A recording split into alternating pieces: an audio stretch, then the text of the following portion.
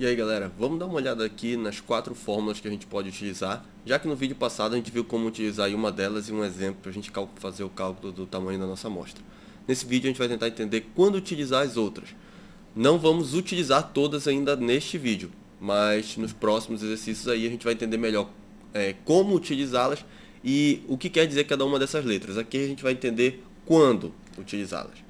Então vamos lá, a ideia básica é a seguinte: a gente pode dividir essas 4 fórmulas para o tamanho do cálculo da nossa amostra, ou seja, esse n aqui que é o resultado, é o tamanho da nossa amostra, né?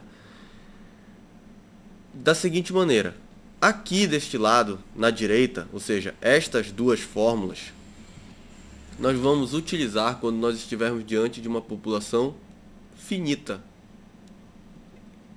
E estas outras duas fórmulas aqui, nós vamos utilizar quando estivermos diante de uma população infinita. Mas o que é isso? Vamos pensar, rigorosamente, não existe população infinita, porque mesmo no mundo nós temos 7 bilhões de pessoas, que apesar de ser um número grande, não é um número infinito. Para estatística, para bioestatística, infinito vai ser quando eu só puder trabalhar com um n menor do que 5%.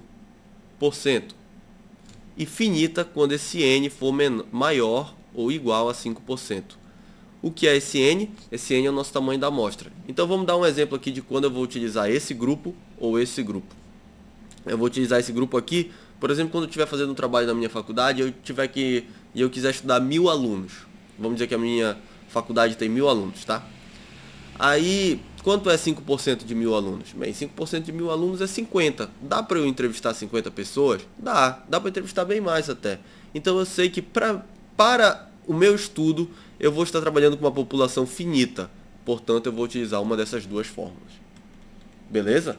Por outro lado, se eu estiver tentando trabalhar na minha universidade tem 100 mil alunos. Aí, ferrou-se, né? Por quê? Com 100 mil alunos, quanto é 5%? 5 mil. 5% de 100 mil é 5 mil. E eu não consigo trabalhar com 5 mil alunos. Quer dizer, talvez você consiga, enfim, aí vai depender dos seus recursos. Então, nesse caso eu vou considerar essa população infinita e vou utilizar uma dessas duas fórmulas. Beleza? Mas aí, se a gente utilizar esse método, a gente vai sair de 4 fórmulas para 2. Qual das duas eu vou utilizar? Bem, é o que eu vou explicar aqui do lado agora. Essa aqui de cima eu vou utilizar quando eu tiver variáveis quantitativas, ou seja, quando eu puder achar um sigma, ou seja, quando eu puder achar um desvio padrão. Por mais que eu não tenha o desvio padrão. O desvio padrão é esse sigma aqui.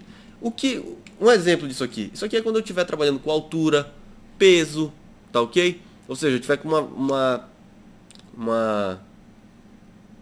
variável quantitativa.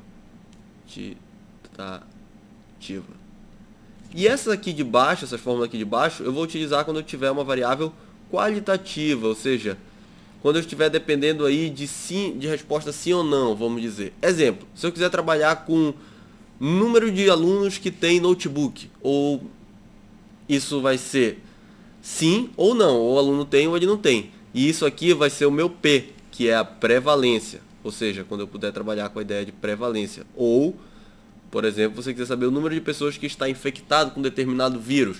Isso é sim ou não, não é uma...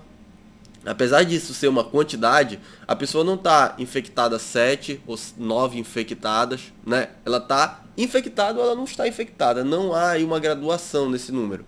Por causa disso, ela é uma quantidade qualitativa. Desculpa, é uma grandeza qualitativa. Então, beleza?